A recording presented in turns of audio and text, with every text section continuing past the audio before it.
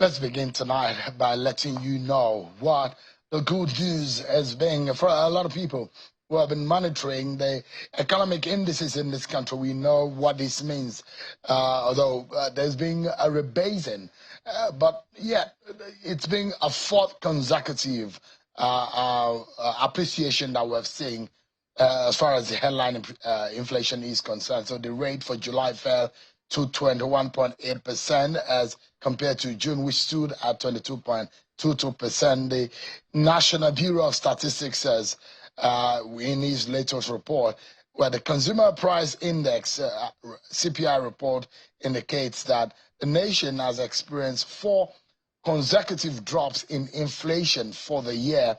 Headline inflation rate in July 2025, according to the NBS, was 1.99%, which was 0.31% higher than the rate recorded in June 2025.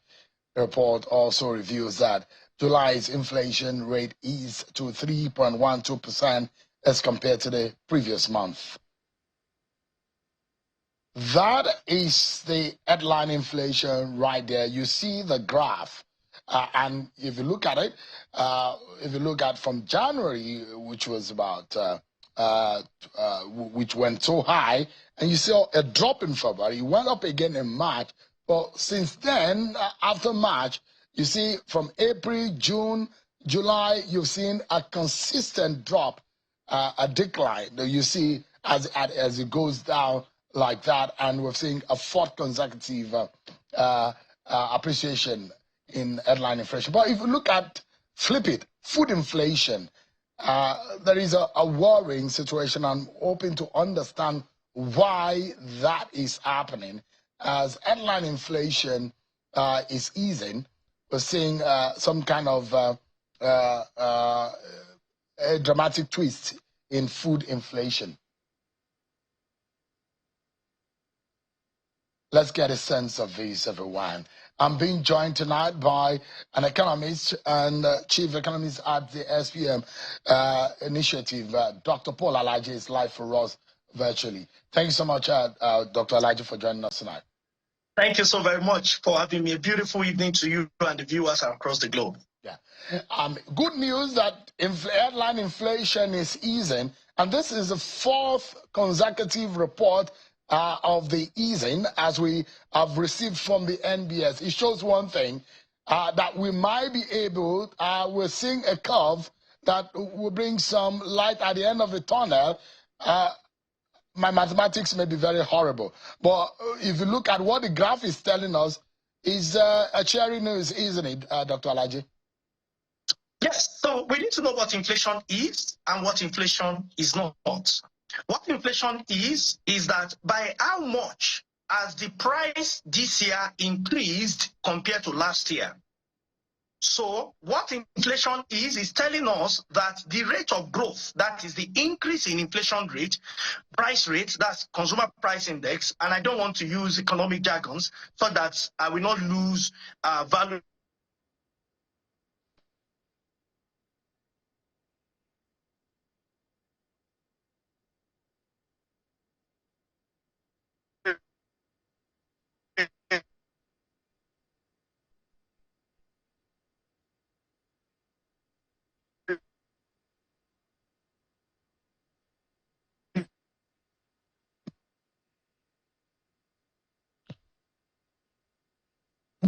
Viewers this moment and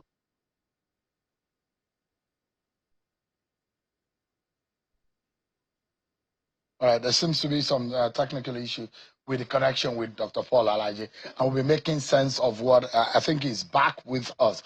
Dr. Alaji, if you're back with us, you're trying to explain to us what that trend means, because for my viewers who are watching this program, what they would try to want to know is that how does it translate to the food on the table and the money in the pocket? Simply put, what does this mean? What is that trend? What does it tell us? Yes, what it means in a nutshell is the average price of goods and services has only increased by 21% from compare last year to this year. So many Nigerians are wondering, Bureau of Statistics is saying that inflation is reducing. how come prices are still expensive?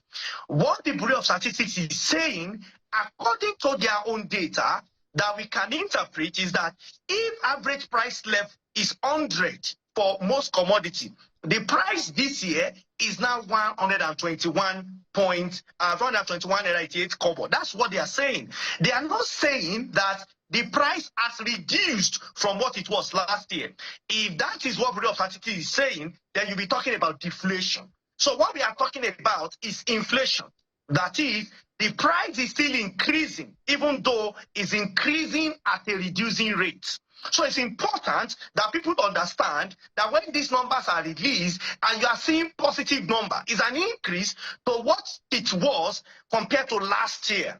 And when you look at the month-on-month, we're also saying that the percentage increase is lower compared to the way it increased this time last month. So inflation is improving. Therefore, as an economist, when you compare what is doing this month and this year to how the price increased last year, remember that I'm talking about when you compare it to increases. So what economics will say, and you have seen a number of persons making comment about it, that the economy seems to be tending towards stability. And it's important to look at that. Economics, when we talk about that, we are looking at the macro environment. We are looking at what exchange rate is saying, we're looking at what inflation is saying, we're looking at what unemployment is saying, and other macro parameter, which includes the GDP. That is, by how much is it growing? Is it growing compared to what we need as a nation? Is it growing compared to our population growth, and so on and so forth? So here is the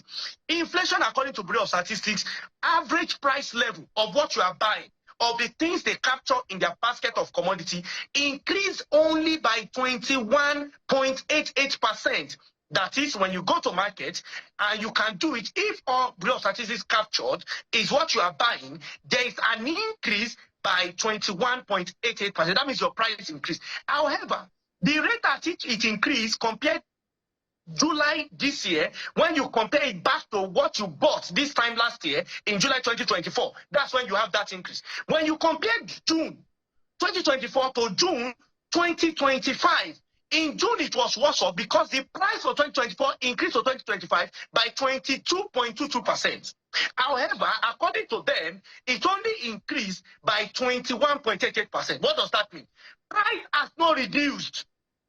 In fact, price has increased when you compare it to others' average price level. I'm not singling out, I'm not bringing out single price. I'm talking macro, MA, not MI.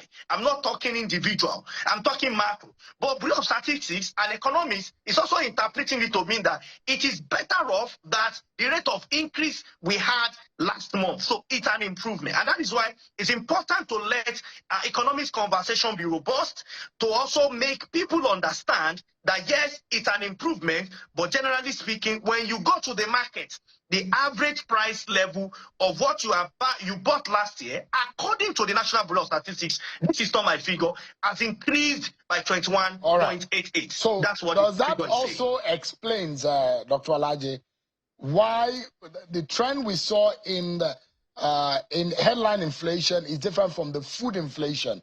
As it's easing in the headline inflation, the opposite is what we saw in the food inflation. Okay, so they rub off. Bureau of Statistics captures headline inflation from two components: the core inflation and the food inflation. The food inflation includes everything that is not production. It includes agro product. It includes quite a number of things, including vegetables, quite a number of things in that basket of commodity. But they share them into two. Only recently, I think earlier this year, I had this conversation with you in Abuja, where the Bureau of Statistics adjusted and removed people who eat in eateries and took it out from that component, that food inflation component. And that is one of the reasons why you are seeing this some kind of reduction. Apart from that, you also note that Bureau of Statistics has also adjusted the base year, just as we adjusted the base year for a number of parameters for other key macro indicators. So all of these are responsible. What you are seeing here is that after the adjustment, now watch where you had 30-something. I keep saying that it will be imbalanced to look at January and compare it with the reality of April, because the parameters are different. All the 30% you had, we had different scale of measurement. So it would be wrong to compare them. In fact, to be sincere with you, the best time we can know through inflation figure will be from around, I think around February or March next year, when we are comparing the same parameters together.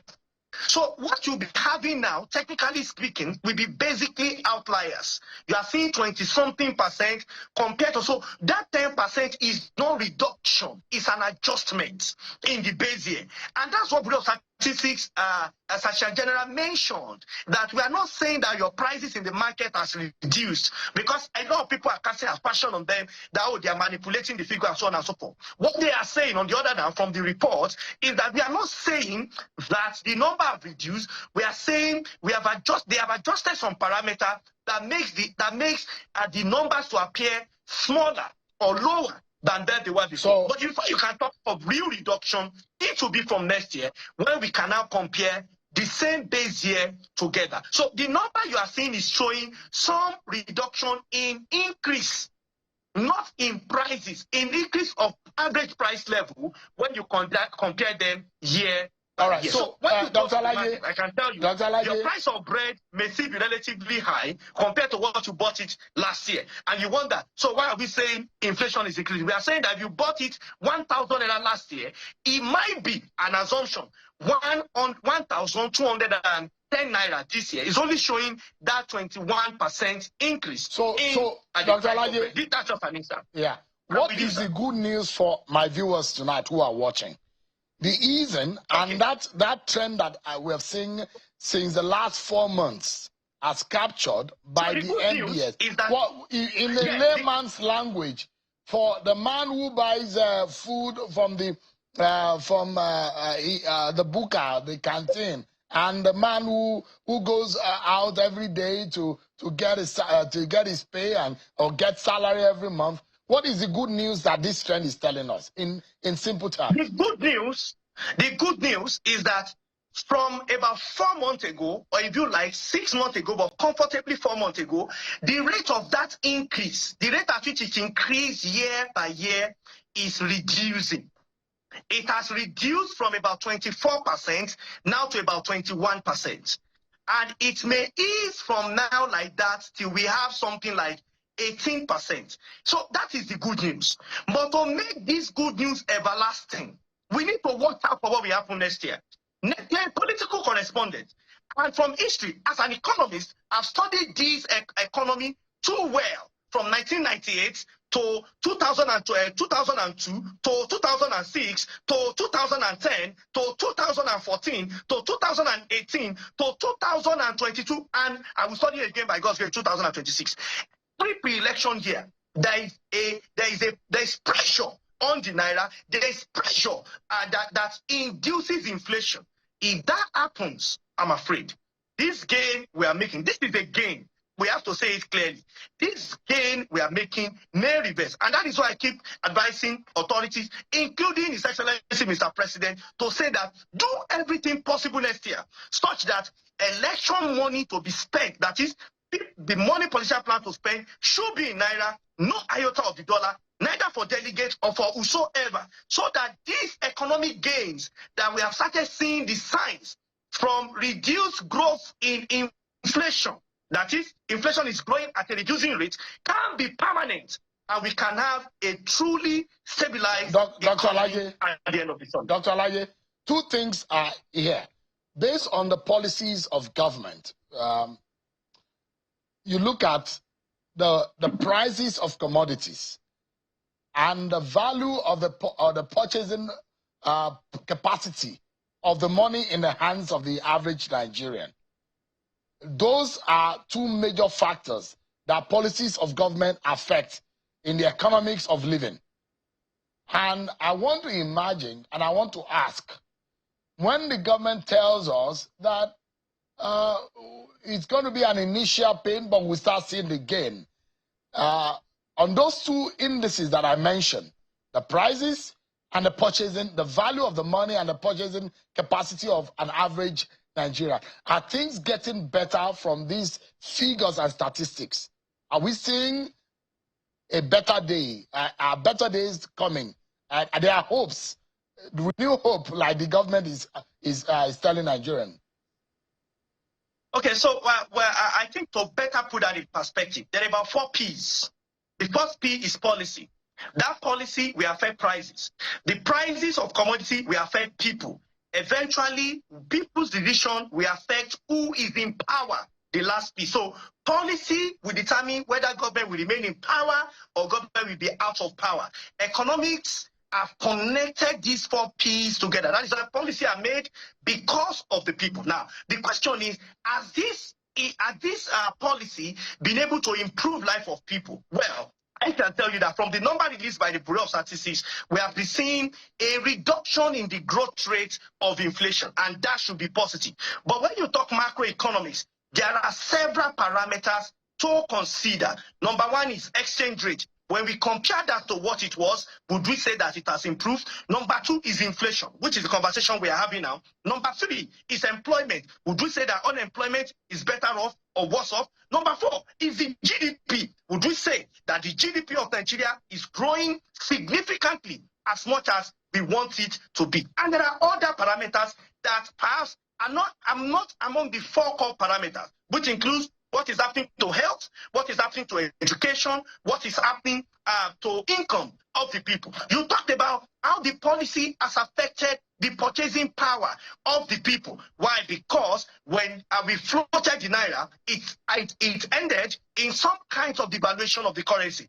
But government responded by increasing minimum wage such that people can earn more. But the question is, what 30,000 could do 3 years ago, can 70,000 do the same this year? But government is also saying that if we don't take this policy, if we don't remove subsidy, if we don't devalue the naira, it will be perhaps very difficult for people to invest in Nigeria. That's an argument. Government, on the other hand, also has an argument to say that if you don't remove subsidy, it will be practically impossible for Nigeria to finance some of the key obligation. As a result, it became pertinent for the government to take these 2 decisions. Now, all of those has been done already, so there is no need for me to start beating a dead horse. What is important now is that which policy are we going to make to energize the economy, to make the economy to go back to significant growth? What is expected is about 7 to 10% GDP growth rate. What is also expected is to vote more money into critical sector, which includes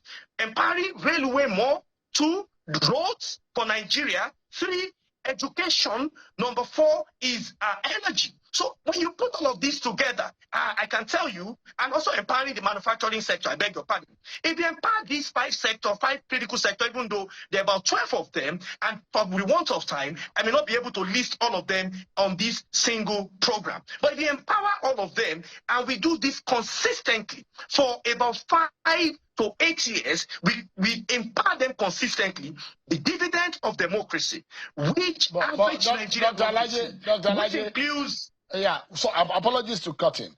I want to make my audience tonight have the good news. Is the hope going to be renewed? Are we seeing light at the end of the tunnel? Are things going to be easy in terms of those practical things, 2 things that I've mentioned? The ability to buy more and the prices of food in the market. Are things getting better? Are we seeing better days ahead? Or the figures don't reflect that? Well, I don't know if what I'm saying is the response you would like to hear. But Bureau of Statistics, in today's report by the Bureau of Statistics, is saying that this report does not mean your price will go down. That's what the Bureau of Statistics said. So that's what the Bureau of Statistics said. But Bureau of Statistics is saying that the rate at which it became more expensive last year is not the way at which it became more expensive this year. It's about increase in price. It's not about reduction in price. So, but if you allow me, say, what must we do to make things better? And I must say that it is good news that it's not becoming worse off. I think that's how to really answer the question. Right. The good news, Nigerians, is that it's not getting worse off. I think that's the right answer right there. That is the good news. That is not, because it could have also get worse off. But because of attention everyone is paying to it, we are moderating from what it used to be. Give me a moment, Dr. Alaji. Let me go on a break. And when I return, I'd like you to respond to what Governor Soludo and Mrs. Okonjo-Iweala, what both of them said about the economy. And whether or not these better days that they say is ahead are truly here. We'll be right back after this break, everyone.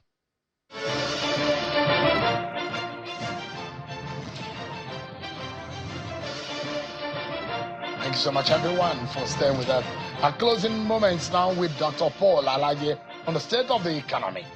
Tinubunomics and the state of the economy. And you look at it, that whatever the policies are, the groaning stage, whether or not we're going to be seeing the light at the end of the tunnel, I'd like you to comment on what Ms. Okonjo-Iweala said. Let me remind everyone what she said and what this government needs to be doing. She gives a thumbs up, but she also sounded a note of warning. Take a listen to her. I think that the president and his team, and we just exchanged with him, have worked hard to stabilize the economy. And you cannot really improve an economy unless it's stable. So he has to be given the credit for the stability of the economy. So the reforms have been in the right direction. What is needed next is growth. We now need to grow the economy, and we need to put in social safety nets so that people who are feeling the pinch of the reforms can also have some support to be able to weather the hardship. So that's the next step. How do we build social safety net to help Nigerians cushion the hardship they're feeling? And then how do we grow the economy so we can create more jobs and put more money in people's pockets? These are issues that we discussed with Mr. President. Thank you so much. Thank you. All right, Dr. Alaji, there are those who are saying the manner in which whatever she said has been twisted and, from what the WTO DG said, what's your take about the state of the economy as our parting shot tonight? Okay, so I will tell you that to a large extent, speaking macroeconomics, we have stability, which means that exchange rate is no longer fluctuating outside the given corridor, given bracket, 1,001, 1,006. That's relative stability. Inflation, we now see it around 20%. Unemployment on 1 hour is also relatively constant, around 4 to 5%, based on the number released by National Bureau of Statistics. But growth rate is still really very low compared to what we need. And when you look at other parameters, you see that export, we have also seen improved export in naira terms. So when you look at this as macroeconomists, the theory they taught us indicate that this is stability. Now, having had this environment for macro environment, I started with it earlier. What you need to do is to now make this have impact in the life of people. And how will it have impact? There are some persons that the new reality has affected them badly. We need to support them, no doubt. And in supporting them, it will not be by sharing rice or by giving them 5,000 that the last dispensation did, or giving them 80,000 naira. It's by looking for a viable means of impacting this huge population. And I've advised before that we had something similar when Madam Okonjo-Iweala was the minister, where she came up with a program like You Win. Entrepreneurs came to compete, they got other people to job. There were a lot of people, about 10 million naira, and you know the value of that 10 million naira then and the value of 10 million naira today. Let us assume that we still want to use that same 10 million naira, and we have that kind of program. I tell you, a lot of young people will participate, they will feel belong, and you now see that they will also help drive this economy. And those who cannot also write business plan and so on and so forth, we can find a way to meet them at their own level. By all means, Mr. President must earmark some money, which of course he had promised earlier in 2023, and he fulfilled some of those promises by giving some of them. But there are still large number of people that need this support today. So if you ask me, what is left now is the impact of this stability on Nigerians. Why? World Bank is saying 75% of Nigeria that are living in rural area are poor, and another report is saying even larger number that number is also living in poverty. But I believe that Nigeria can be better. I believe Nigeria can work. I believe this administration can also do more to improve quality of life for Nigerians and make Nigeria better. If not, we will all be affected. That is why we need to do everything possible, not just to wish government well, which I am wishing that we do it, but also to provide quality advisory for Nigeria to be the most desirable place to stay in Africa and eventually around the world. All right. Thank you so much, Dr. Paul Alaji, for your time tonight. I appreciate it. Thank you so much for having me.